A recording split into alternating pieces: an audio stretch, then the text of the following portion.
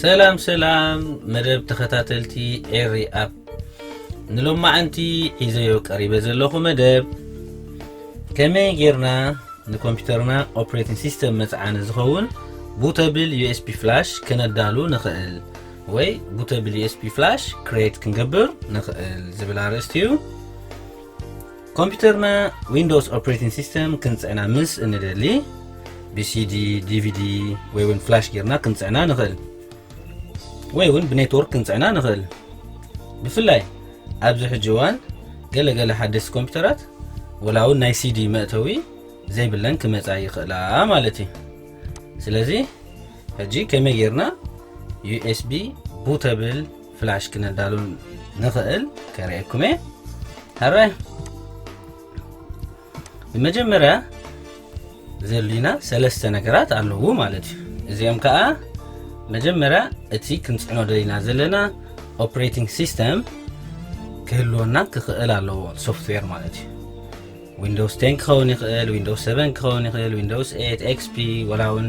ዊንዶውስ ሰርቨር ክኸውን ይኽእል ማለት እዩ ሕጂ ንሕጂ ኣነ በዚ ብዊንዶውስ 10 ጌረ ከመይ ጌርና Bootable flash create ንገብር ከርእየኩም ማለት እዩ ኦኬ ካልኣይ ዘለና ሃኒ ነቲ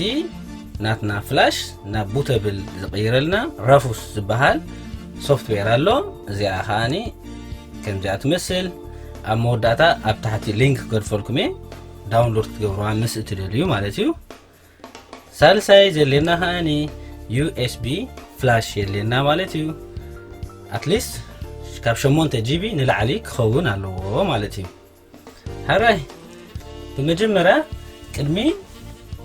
ምጅማርና ማለት እዩ ቅድሚ ምጅማርና ኣብ ኮምፒውተርና ዝርከብ አንቲቫይረስ ዲስኤብል ክንገብሮ ኣለና ንምንታይና ዲስኤብል ንገብሮ እንደሕሪልና እቲ USB Bootable flash create ምስ ኮነ ሓደ ግዜ ነቲ ገለ ፓርት ካፍቲ ኦፕሬቲንግ ሲስተም ዝተዳለወ ክወስደልና ይኽእል ወይ ደሊት ክገብረልና ይኽእል ታ አንቲቫይረስና ማለት እዩ ሕጂ ንግዚኡ ዲስኤብል ክገብሮ ሕጂ ኣነ ሴማንቲክ ዓይነት ዝበሃል አንቲቫይረስ ዝጥቀም ነዚኣ ሕጂ ራይት ክሊክ ገይረ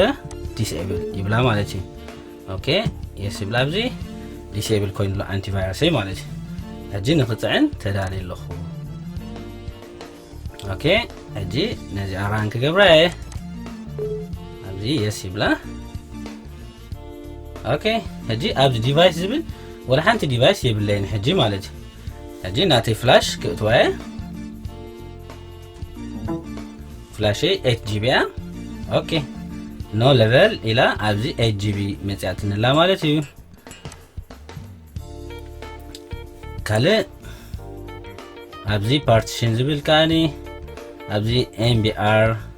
ዝብል መጽሎ ኦኬ ሃራይ መጀመሪያ ነቲ ፋይል ሰሌክት ገብረ ነቲ ኦፕሬቲንግ ሲስተም ናተይ ክጽዕኖ ደለ ዘለኹ ማለት እዩ ኣብዚ መጺና ሰሌክት ንብሎ ሕጂ ኣብዚ ናተይ ከምታ ዓንቶይ ዝበልኩሁም ብዙ ኦፕሬቲንግ ሲስተም ኣለኒ ሕጂ ንሕጂ በዚያ ዊንዶውስ 10 ጌረ ከርእየኩም ማለት እዩ ኣብዚ መጺና ዊንዶውስ 10 ንመረጽ ማለት እዩ ድሕሪኡ እዚ ናትና እዚ ፓርቲሽን እዚ GPT መሪጽና ሎ አውቶማቲካሊ ኦኬ ዊንዶውስ 10 ሞስትሊ GPT ጌርና ንጽዕን ሃራይ ሕጂ ስታርት ክብላ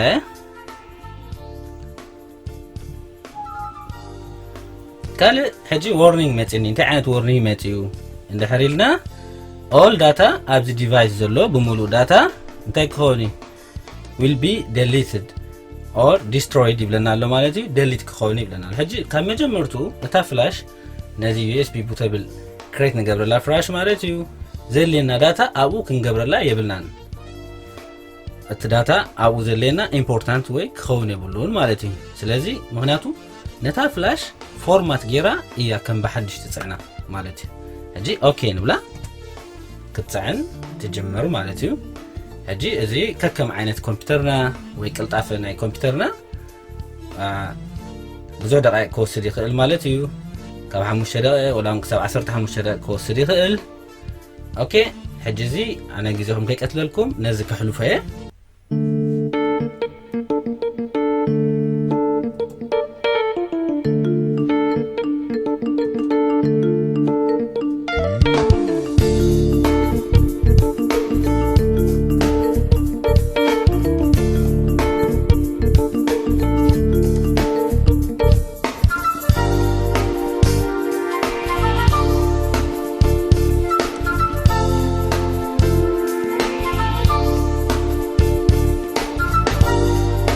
حراين بار بوتابل يو اس بي فلاشنا كريت كوينا لا وي تدالي لا مالتي